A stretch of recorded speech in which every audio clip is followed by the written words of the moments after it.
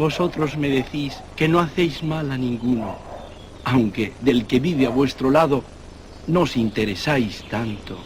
Pero vosotros no querríais ser amados, bien queridos por los demás. Y entonces, ¿por qué no tendrían los demás el mismo deseo de ser amados que tenéis vosotros? La pobreza es el verdadero distintivo de vuestro, ¿qué digo?, de nuestro instituto. Y gracias a vuestra pobreza podéis ir a donde otras hermanas no pueden ir y vivir donde otras hermanas no pueden vivir. En pequeños hospitales, en míseros hospicios, en ciudades, en pueblos afligidos por la miseria. Todos vosotros sois hijos míos. Yo debo ser vuestro padre y debo estar preparado a dar mi vida, a morir por vosotros, por cada uno de vosotros. Las hijas de María Santísima del Huerto presentan Hugo Palley en San Antonio Gianelli, La Caridad sin Fronteras.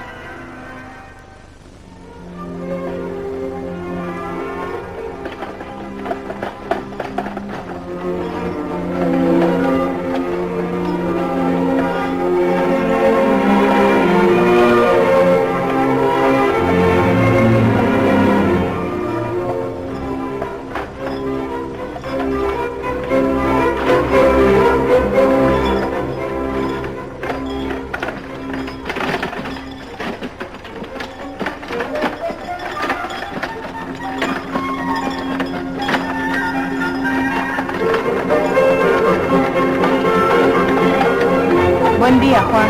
Buen día.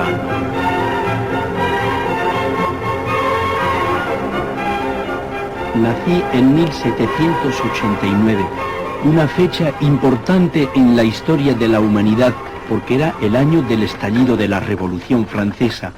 Pero a nosotros, habitantes del interior y aislados entre las montañas de aquellos acontecimientos tan innovadores, nos llegaban apenas algunos ecos. Pocas noticias tardías y fragmentarias.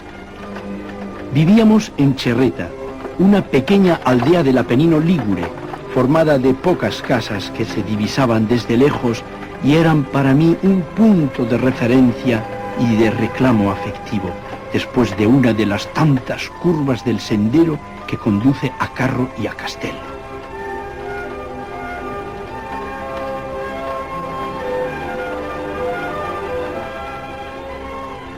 Cherreta era tan pequeña y de tan poca importancia que mi bautismo fue celebrado en la parroquia de Carro, el municipio del que dependía nuestra pequeña fracción.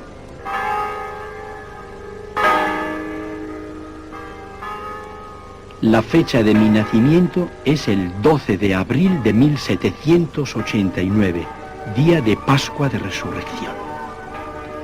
Y todavía hoy se puede leer en aquellas páginas amarillentas del viejo registro parroquial Antonio Gianelli, de Giacomo Antonio Gianelli y de María Toso.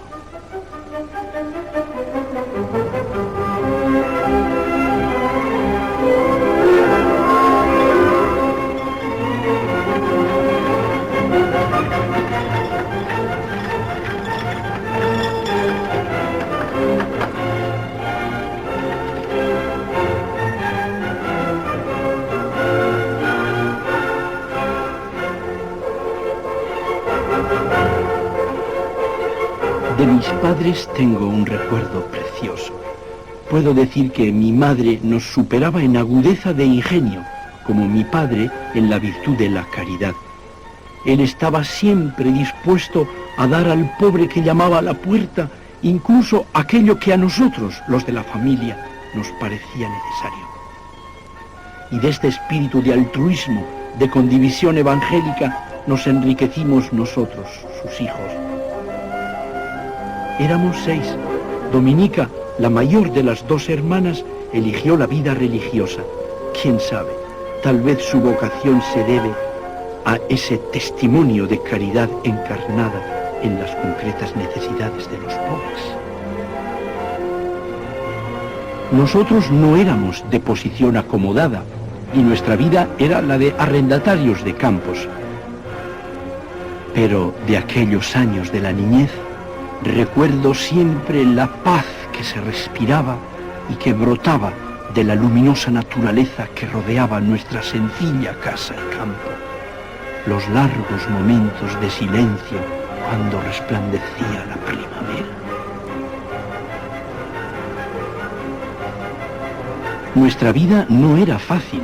El trabajo era incierto y duro, y yo tenía que ayudar a mis padres porque eran muchas las bocas que saciar.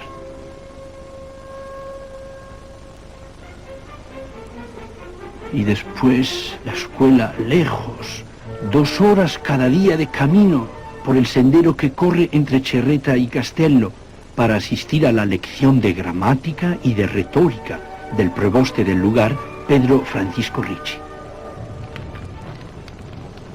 Y por la tarde, al volver a casa, era necesario completar el estudio. Pero todavía hoy mi pensamiento vuela con frecuencia a aquella humilde casa. Veo a mi madre amasando en la cocina con todos mis hermanos más pequeños alrededor.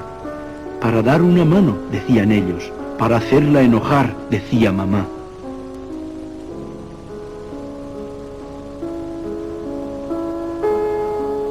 La providencia había hecho sobre mí otros proyectos.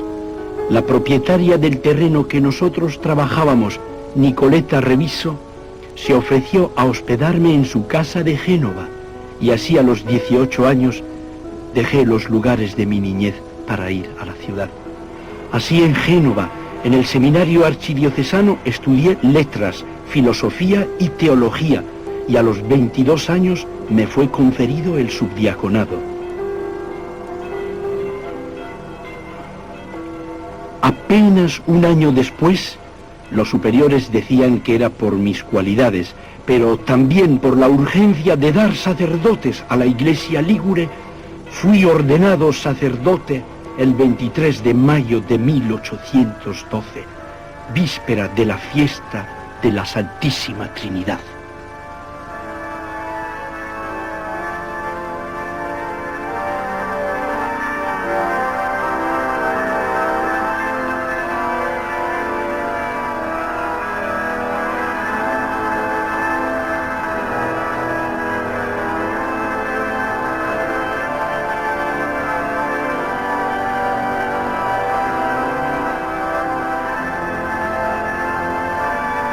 Accipe iugum Domini, iugum enim eius suave est, tonus eius leve.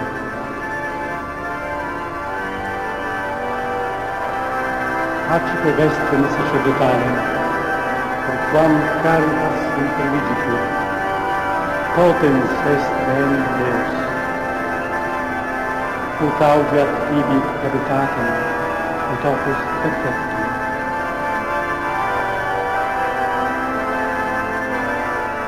Y a pesar de su juventud, Antonio Gianelli recibe encargos cada vez más comprometedores. Es nombrado vicario de San Mateo en Génova, iglesia gentilicia de la familia Doria, próxima a la Catedral de San Lorenzo. Su actividad apostólica se puede sintetizar en una frase: hacerse todo a todos. Y más todavía, en el otoño de 1816, el cardenal Spina le confía la cátedra de retórica en el seminario de Génova, una misión delicada y difícil, dirigida a jóvenes que se preparaban al sacerdocio. Pero ni siquiera el gran seminario logró absorber toda su vitalidad y el deseo imperioso de donación y de evangelización.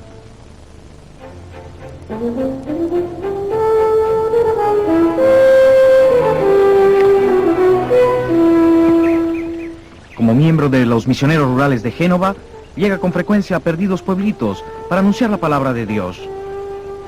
Para Gianelli es como volver a la aldea nativa.